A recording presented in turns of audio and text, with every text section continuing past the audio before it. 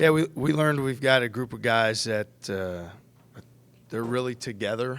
Um, when we're very stubborn offensively to make sure we get the right opportunities, that we can probably be a little more efficient offensively maybe than what we may have thought. I'd say standout is definitely unity. Definitely our guys play hard, play for each other, and then we've got to be very intentional offensively what we can do to be successful. Um, I think that's the primary things that we learned. What kind of a learning experience was it for Taman? Yeah, great for Taman to be able to play, the minutes he did against that level of competition for 3 games in 4 days, and for him to handle the pressure the way he did, to make plays for his teammates, to get to the basket, especially that last game, and be able to make some plays off the dribble, off the high ball screen. Taman's, he's got a really good court demeanor, really great maturity for a freshman. That was a big test for him, and he answered the bell, and we've got a lot of confidence in him, and he'll continue to improve, getting those type of minutes. What were the efficiencies that you were pleasantly surprised with that you mentioned? I would say, we showed against Villanova, teams that are switching, that we can be stubborn and go inside. That's going to be important for us. Rob's been terrific. He's done a great job of demanding the ball in there and been efficient for us.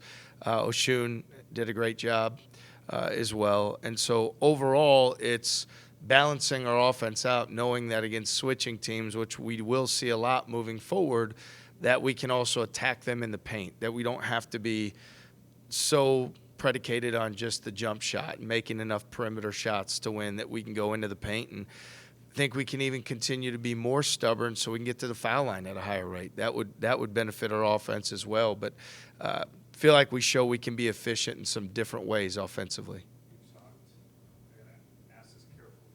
You've said in the past that a successful non-conference is beneficial, has been beneficial for confidence and buy-ins for a team. Do you feel like you got that with those 2 wins in Portland for the team? Can I have that benefit? Yeah, it certainly can. I mean, you love to win every game.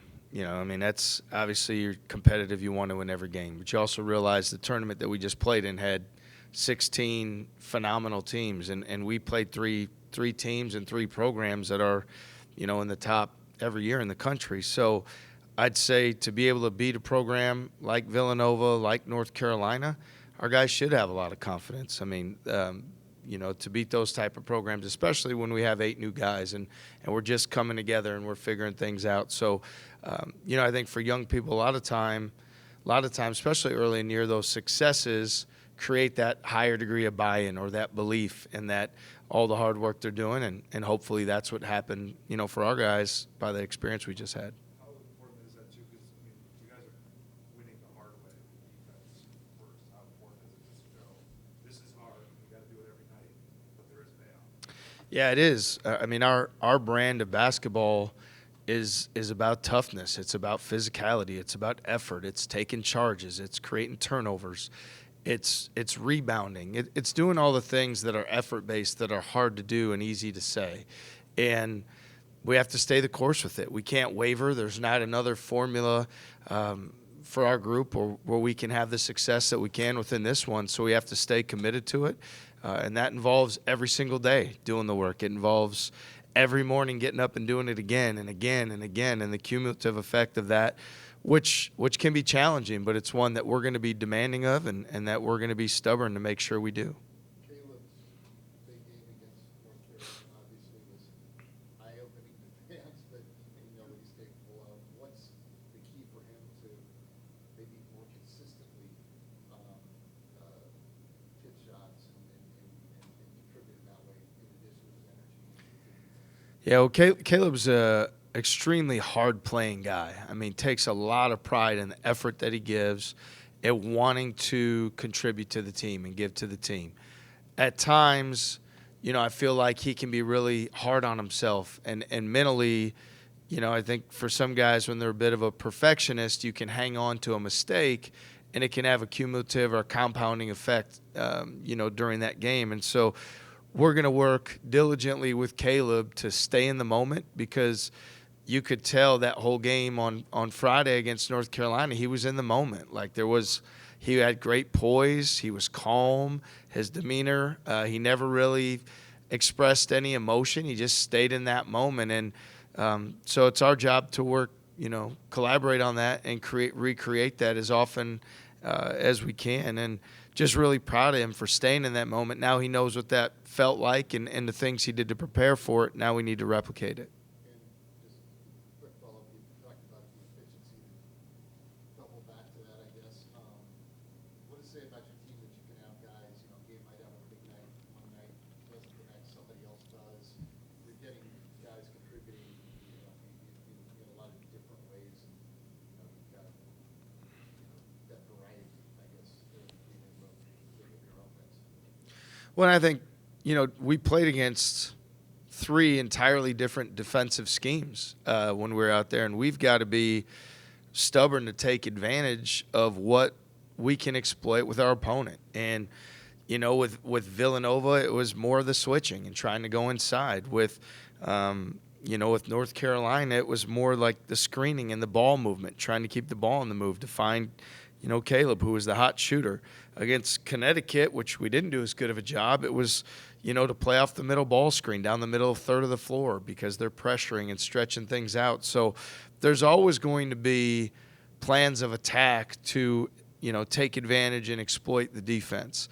And we need to have a great commitment and stubbornness to doing what that job is, and then the shots will come from that. And guys can't go into the game with a preconceived notion of what shots they're going to take or how many points they're going to get. We have to come in with a plan of attack and be stubborn and stay the course with it, and know that, we can have confidence on a given night. There's been multiple guys on our team now that have been in double figures or have led us in scoring. So we've just got to trust that whoever's night it is, that we're gonna play that advantage, play that attack plan, and stick with it. You've coached teams where you knew what you're going to do offensively, whether it's been Yang or Dom, or you're just going to go do what you're going to do. What's the challenge to have to be adaptable to a fairly large degree until you play? Yeah, I think overall it's our guys understanding that everybody's involved offensively, but how they're involved game to game could be different. One game it might be more screening and cutting. Another game it might be using those screens. We've got to look at the strengths of our group and what we can do and what we can be great at. And, as much as that from game to game, our defense, we're fortunate, our defense stays the same. There's not a lot of variation from what we do. We believe in those habits. So there's a lot of other teams that are maybe more offensively inclined and come into every game, re-strategizing their defense to try to neutralize an opponent. We believe best on best, our defense will stand up against anybody in the country. And that offensively, we've just got to know going into that game what those plans of attack are. So I don't think it's a whole lot different than what other teams are doing. We might just be doing it with our offense where they're looking to do it with their defense. Played 3 games in 4 days. Now you kind of have a quick turnaround a little bit. What's kind of the long-term benefit of stacking up the games like this? Well, for us coming off that trip, certainly getting back, early Monday morning, it is a quick turnaround to Wednesday. And at the same time, that was a really productive trip. We learned a lot. And we need to turn the page. We need to get on to what's next. We don't need to, whatever that is, whether it's losing the last game or feeling good about winning the first 2, whatever that was, we need to quickly get on to the next game. And we've got a team coming in here in North Dakota that's won 3 straight, and they're playing confident, and they're a better team than they were earlier in the year. They move the ball. They shoot the ball well from the perimeter. So we've got to turn the page quick, and we've got to be ready to play tomorrow night. And we practice in such a way to be prepared for these opportunities, and that needs to show up for us tomorrow night. How are you going to take what you learned at the tournament and move forward? Well, especially early in the year, you're learning about your group, what you do well, where you can be successful. That's everything from scheme to lineups to mentality to flows of the game, runs in the game.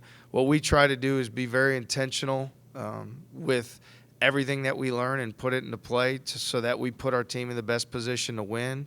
So taking that information in, both individually and collectively, is something that every single day in practice we're using the things that work well for us and moving forward. And maybe there's some things that hadn't worked as well that we're deviating from and moving on to a new plan as we move forward.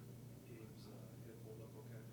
Yeah, Gabe's tough guy, and he's really competed through it. I think with each day it's starting to get a little bit better, but to say he was anywhere near 100% out there would be embellishing. Like he wasn't feeling his best, but he competed through it. He did what we needed to do. Proud of him for it, and hopefully as each day passes that he's got a little less pain and a little better mobility.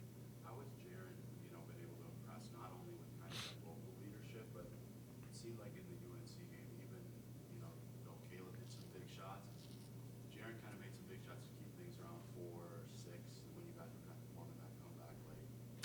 Well, Jaron was able to do that because when things weren't going as well for us and for him, he was highly engaged in the game. He was engaged when he was on the bench. He was talkative in the huddles. He was always in the moment, and so he didn't have to crank it up or turn it up when the biggest moments in the game called for it. He was locked in and he was dialed in and he was ready to drive the ball, to get in the paint, to make plays, to make shots, to get to the foul line and produce. So I think that's more of a testament to Jaron's character and how he works. I know that he doesn't take this opportunity for granted to come here and be a guy that, he could make that next step with his game and his progress and his development. And so he cares about it. So he's ready when those moments present itself. None bigger than, you're playing the number 1 team in the country and you're trying to come from behind late and he's making big plays. So hats off to him.